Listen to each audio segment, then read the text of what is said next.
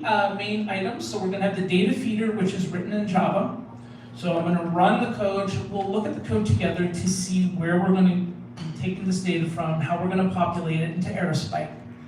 And then what we're going to do is we're going to have a live inference engine, which is also built in Java using OpenAI to find the recommended items that we're looking for. And then we're going to query the data through a Jupyter Notebook. So it's not, we'll show you different elements of code, one for Java to feed the data, and another one Python to be actually able to read it and then send in the prompt to OpenAI. All right, demo. Now before I go into this, does anyone have any questions or comments or in your experience or some of the obstacles that you're facing? I know not every one of you might be working that much in AI or you have started, but does anyone have any stories or some pain points that they're living through by doing this currently? Or maybe even thoughts? What question I have? Yes? So why you are using OpenAI instead of directly searching the product in the database, where SQL or NoSQL database, Yeah. or getting the recommendation? Actually, we will. So what we're going to do is, and we'll see that, is the data, the items themselves will be stored in the Aerospike database, right? So what we're actually going to be doing is, in terms of recommending, like you said, you could do some queries on the filter content. You could build your own algorithms to say, well, a certain score in terms of recommending an item. But what we wanted to show here is to go a step further, where not only do we have the items in Aerospike, but that we're able to actually use LLMs to recommend, right, an external technology. So like you mentioned, we don't necessarily need OpenAI to do that, but we just wanted to show an example of how it can bonify what people have always done in the past, right? But you are very right. Someone could do a simple SQL statement or do a simple query. But what we'll show here in Aerospike is we store the data, we query the data, we use that result set, pass it to OpenAI and say, all right, show me what you can do basing it off of a certain problem. Does that answer your question? Yeah. Gotcha. Like how we're managing the security. Well, yeah, that too, right? That's another thing also where, like I said, this demo goes through just the basics. It doesn't necessarily look into all of the, security elements related to what would have to be done if we went towards a productionalized system. But yes, that is certain things that you'd have to look at. Another thing too, right, is how many open API calls you can do, right? Because there's a certain limit on the amount of the ones that you can do per second, right? But for here, it's more demo purposes to show what can be done. But yeah. Can you go one slide back? Yeah, sure. Mm-hmm. Yeah. Oh, perfect. Did you have a question here? No. I'll hold it for later. All right. No, but feel free if No, you. can you expand on when you're talking about your first start problem? Because that's everybody's problem. Is Yeah. How do I pre-populate? Within that realm, if you could just highlight, touch on how a cold start problem and running the APIs and coming up on API limits, like just maybe broadest strokes that you want to go. Yeah, right. So what we're saying about the cold start problem is that at the basis, there's, like we said, just come back a little bit, a couple slides, right? That we can base our recommendation off of the elements or attributes of the product itself, or we can base it off of behavioral patterns that we see not only ourselves doing, but others, right? So the cold start is what you might want to do for someone who does not yet have much history or browsing history, is to actually really focus on the content-based filtering until we start gathering enough historical context to then be able to use collaborative. And that's why we talk about the hybrid strategy here. So when you're cold starting, you might start one way, leave it, get some of that history, they come back, they go back, you're tracking a little bit what they're doing, you might be doing some well, they don't really third-party cookies anymore, but you can still link to certain other elements of information with clickstream data. And once you feel that you do have enough of that information, then start using one of those hybrid strategies. So in your prior example with the women's vintage clothing, can you Yes. go back to that diagram and then bring it all the way home? Yeah, sure. Yeah, so here, right, if you look at the vintage clothing, right, if you start looking at the features of material of the decade, right, so at the beginning, you just joined this site, so what you might be shown is actually recommendations that are very similar based off of the features of the object itself, right, or the item. Now, once you've purchased one of those items, once you've gone through the cart and you've actually, let's say we bought this 1990s Plate Empire waist, right? Then, going forward, we'll be able to use that information to help recommend maybe other dresses which are very similar to the Plate Empire here. So, to start, we go feature-based, we'll show the recommendations. As a user starts browsing, starts purchasing, starts doing other items of clicks on the system, then we use that data to refine those recommendations. Did that make sense? Did that help? All right. So the engine has ratings, which matters more. You can do that also. So what we're going to see in this RAR demo is we're going to put a weight on certain elements straight in the prompt itself. But yes, you could also do that, right? Usually you're going to say, Welcome. maybe You can now present wirelessly. yeah, maybe maybe we'll want to put more weight on the style of the dress, right? Or the size. That could be too. So it really becomes almost up to those developing the recommendation system to see what weight is better on certain elements, right? And where on the diagram is developing the weight? Can you go one slide back? Yeah. Where on that? No, yeah. Uh-huh. Where there is that? Oh, I see. Yeah, the weight you'll see it's when the live inference, and we'll see it right here, is we're going to do it straight through the OpenAI prompt, actually. So we'll be able to show you the weight right there.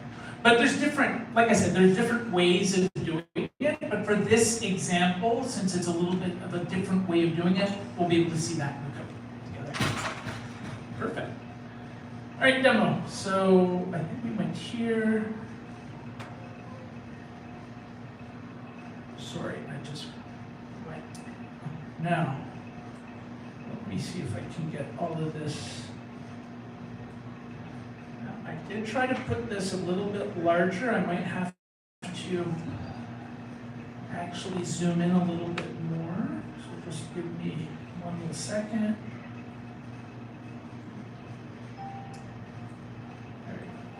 Start. All right, so we'll start with the feeder itself. So this is written in Java, right? So how many of you have actually developed in Java before? Are you Java developers? All right, perfect. So what we wanted to do was have one part which was written in Java, another part written in Python, so that whoever, kind of showed different languages and how it's done. All right, so here, what we'll see, this is just an inventory.json. So this is actually our staging data for the demo itself. So it's a simple JSON document. Now in reality, if you were doing this in production, you would be getting this data from an input stream or a stream itself, either through Kafka, Kinesis, a clickstream, some streaming data, etc. Right? But for the purposes of this demo, we're going to keep it simple. All we're going to do is read this data source, and we're going to integrate it and import it into Aerospike itself. Now, Aerospike, the database, has all kinds of connectors, like I was talking about, for Kafka, for Kinesis, for event streaming, etc. But it also has different client libraries for any language that you develop with. So if you're a Java developer, a C# developer, Go, Python, Node, etc., we have client libraries for that. So let me just see right here.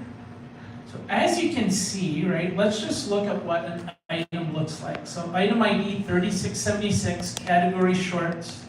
subcategory denim, decade 1960, pattern, plaid, and color, right? It has a price, it has a size, and it also has images which are related to the item, right? So this is the metadata that we're gonna use. So this would be probably your product catalog, right, to tell you the truth. So I'm just gonna ingest this into Aerospike, but usually a lot of this data might already have been in your product catalog itself. Now, the Java application, this is not using Spring Boot. This is a very simple Java app. We could have done it in Spring Boot also. But the first thing that we do, first of all, can you see this on the screen? Is this good enough for you? Okay. Right? So the first thing you're going to notice is we're going to import the Java Aerospike client, right, which allows us to do this here. The proxy class, all it really does is define certain methods needed to read and write data into the database itself. All right. So when you say proxy class, is that your Kafka Kinesis plugin, or what do you mean by that? No, it's not. For this one, all this proxy is doing is actually reading the data from an inventory.json file. But you are right, if we wanted to productionalize this, what we would actually do is have an app using the Kafka connector to be able to read from that stream directly. So for now, this is super cool. what does the... This is super cool. Oh, excellent. Yeah, great. Thank you for inviting me to that. Great, yeah, no. Oh my God. Well, I'm glad you like it. That's awesome. There's nothing better for a presenter than to hear that. So yeah, so for now we're just going to import the inventory, but like you mentioned, we could actually import this from, usually streaming data. So the proxy, all it does, it has some methods to enter the data. And then what we have here is an inventory item DTO, or data transfer object. So for those of you who've done G2E design patterns, this brings me back to reading some of those books way back when in Java, right? So it's just a POJO when you look at it, right? And it represents, we have attributes which represent all of the items that we saw in the inventory.json, right? The implementation here. Subcategory, category, decade, pattern, etc.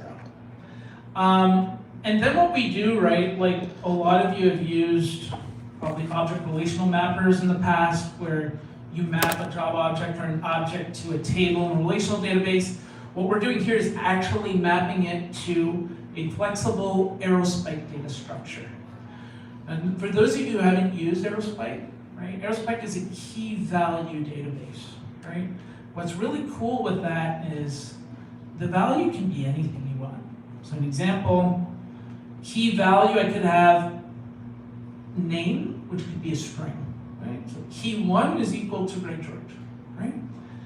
Wait, can you repeat the last part? Key 1 is what? Okay, so this is just to explain a little bit those the key value databases, right? So think of it this way: instead of having a table with a row, all right, what you're going to have is a key, which is a unique identifier, and it's going to have a value. That value can be pretty much any data structure you'd like. So, for an example, if it was a simple string, it could be like Greg George, it's just a string. Or the value could be a list. Or the value could be a map. Or the value could be a JSON document. And this is your guys' architecture, like in chapter 5 of your guys' book. Yeah, I think they talk about the key value and how Aerospike stores the data, right? So that's what makes this flexible, right? Because if you're looking at a SQL database, it's very inflexible, right? You have a table and you have columns, and then let's say you want to go to production. You need a new column, and you have to call the DBA, and you got to change this, and then it has to be deployed to production through CI/CD, right? What's fun with a NoSQL database is that flexibility. There's no real schema, right? So an example, if I want to add another attribute to what's ever stored in that value, I can do it on the fly, and it will not break anything, right? How many of you here have used NoSQL before, or something related to NoSQL database, right? So this is probably not new for you, but that flexibility is something that is very, very powerful. So where is this data stored? Is it in the memory or in the disk? We'll talk about that after. That's a very good point. So Aerospike actually has what we call hybrid memory architecture.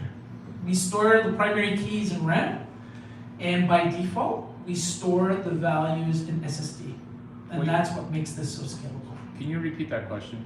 Okay, yeah. So the question he asked was, when you store the data in the database itself, is it stored in memory? When we say memory, usually we mean RAM. Or is it stored on disk, right? So what we'll see with Aerospike is that we have a hybrid memory architecture where we take advantage of both, right? Because if you want to scale to petabyte scale, good luck putting all of that in RAM. Unless you have infinite budgets, which no one does. Really side. Yeah, exactly. That's exactly. Perfect. And the last class I want to show you is, so the mapper actually will map our Java object to an Aerospike object from the store. All right. And then the writable record is just another interface that we developed with add bins. So in Aerospike, we have different little names. So a bin is kind of like a column in a table. And when we talk about a record, right, that would be kind of a row relationally. So the names are a little different, but they're pretty much the same. Except what's great about a bin, it can store any type of value you want, right? So if you were relational and you said this column is a string, you can only put a string. But a bin in Aerospike, you can put a list, you can put a map, you can put a map of lists, a list of maps. The combinations are endless when you think of it. All right, so what we're going to do, we're going to run this code. We're just going to populate. So this is a Docker compose. So all it does really is it sets up the Aerospike database and also the related components that we need. So I'm just going to leave that run real quick. All right, so now there we. This is hilarious. All right, let me restart Docker desktop here and see the demo gods have spoken. Yeah, everything was. Yeah, I tested it only like 37,000 times, and this time. So let me just see here. I'm just gonna. Yeah, let me open Docker desktop. All right, let's have this here and. All right, let's come back. Pray for me, demo gods. Okay, here we go. Did anyone notice the little bead of sweat coming down? No. Okay. All right, so Aerospike is up and running. All right. And so there's some tools that Aerospike comes with. Aerospike query, AQL, which is just a way to query the database. Very similar to SQL, a little bit different. And then we have an administration, Aerospike administration CLI to just administrate it. Now the feeder, so all we're going to do, the code I showed you in Java, there's 1,000 products, right? So what we're going to do, we're going to read the product from the JSON file, we're going to map it to an Aerospike object, and we're going to store all those objects in Aerospike. So all I'm doing is, it's a simple script, feed data into localhost, which is running on port 3000 for the Aerospike database. And it's done. Right now, what's cool, we're only showing 1,000 objects here, but you can load hundreds of thousands of objects through our Aerospike batch insert in seconds, right? So when it comes to inserting data, this thing is built for speed, right? It's built for a lot of scale. All right, so the data is there, and what I'm going to do is I'm just going to run a simple query to make sure that the data is there. Question. Yes. When you say the data's included, Yeah. do you mean like everything is done? Yeah. Or you just wrote key map and then the rest of the data takes a little longer? Actually, so the data itself is not huge. It's only got, so if you look at this inventory JSON file, it's only got about 1,000 items in there, right? So what we actually did is in the code, the Java code I showed you, I read all of this file, I converted them into Aerospike objects in Java code, and then wrote them to the database. Yeah, so yeah, it took like maybe a quarter of a second, but, and this is just regular inserts. This is not even our batch insert process, so. So you sort of pre-process it for speed. Yeah, it's very, very fast. Like I said, for here, like I said, 1,000, you can't really, let's say, appreciate, let's say, that speed. It looked fast here, right? But if you're doing it with the Kafka connector, bringing in streaming data, or you're streaming multiple amounts of data, that's where it really shines, right? But yeah, does that help answer your question? Okay. All right, so the data is there, and I'm just going to do, where's my select? I'm just going to go here, I'll put this down a second.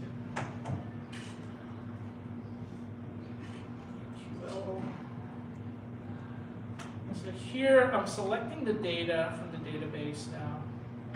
This is a little bit of a set output JSON.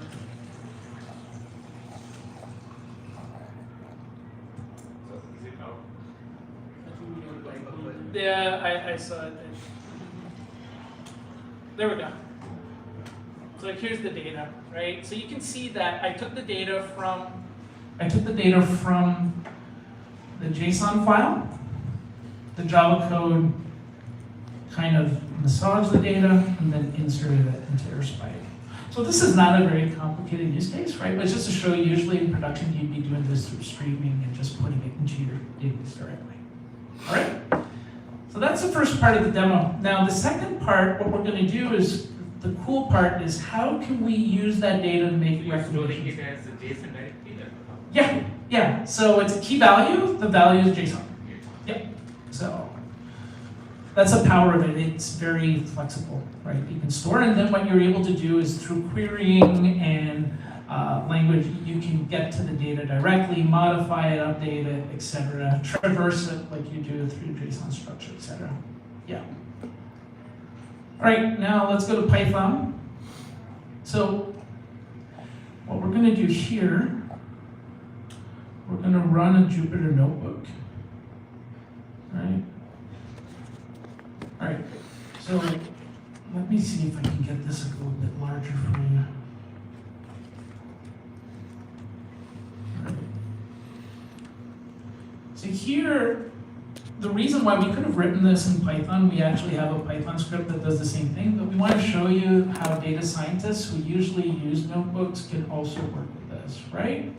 So again, in Python, we import the Aerospike client, all right? And if we look at what this code does, it's going to connect to Aerospike, and then it uses what we call our querying capabilities of the database, right? So we can build secondary indexes very easily in data in Aerospike, right? And we can query that data. So here, all we're doing is a simple query clause where category is equal to address. So we're going to load all of the data that we load into Aerospike, and we're going to filter, right? The where clause is like a filter. Let's just bring back all the elements that have address. And then what we're going to do is we're going to do a select, which is a projection. We're going to say, I don't need all of the data from that item in the JSON. I just need the ID, the subcategory, the decade, the pattern, the color, right? Because we want to limit, we don't want to necessarily pass all the information through the network call once we call OpenAI. We just need the augmented retrieval part that we want to send to the LLM, right? So for those of you who don't know RAG or RAR, what you're doing is you're taking information that you have of your context, you're sending it to the LLM or OpenAI and saying, hey, with all your knowledge and the extra info I'm giving you, send me back the best result based on the prompt I just sent you. So that's all retrieval augmented and RAG or RAR means. It means I'm sending you extra information for my business context so that you can take a good decision.